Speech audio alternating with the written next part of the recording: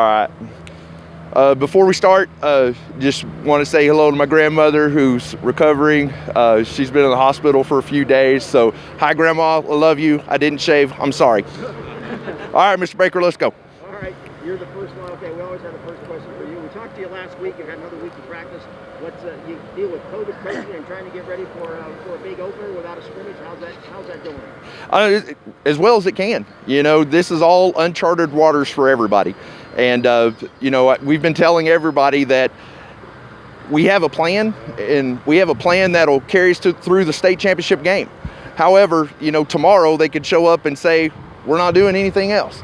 And so, we're going to be agile and we're going to be flexible. We're going to be flexible to what's been asked of us, and then we're going to be agile in the terms where we're going to execute whatever's asked of us. Coach Selman earlier in this week said, neither of you had a scrimmage, said you guys kind of got together on the phone. Yeah. How'd that conversation go? Well, Gale and I are great friends. He's Palo Duro alum. I've always thought the world of him. We kind of traded information like you would for a scrimmage. We're going to go over base formations, base plays, things like that. Luckily, we scrimmaged last year, and they were supposed to be our scrimmage opponent this year. So, we kind of know what each other's going to do. We're not going to, reinvent the wheel. We're not coming out the flex bone or anything like that. So we just, exchanged some basic information, and so we're kind of going into it blind, but, with the benefit of having played each other before. This would normally be week 5. Yes. So with you and the kids you got there, do you think there's going to be kind of a sense of relief that maybe it's going to be reflected in the play, that they're finally getting to play a game? Well, our approach, from the beginning is you have to treat every practice like it could be your last practice.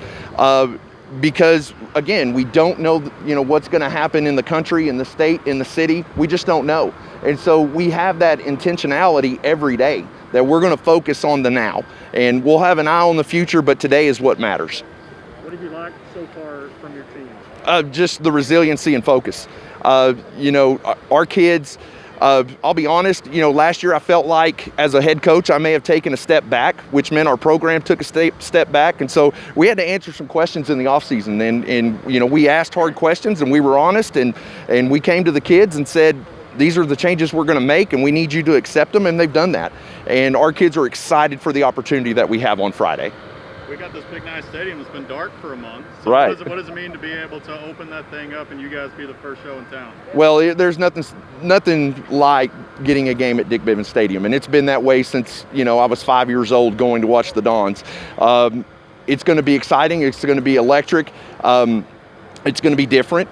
But again, everything's different now. Nothing is the same. And so I think that once we get out there and the ball's on the tee and that scoreboard fires up, it's going to be football as usual.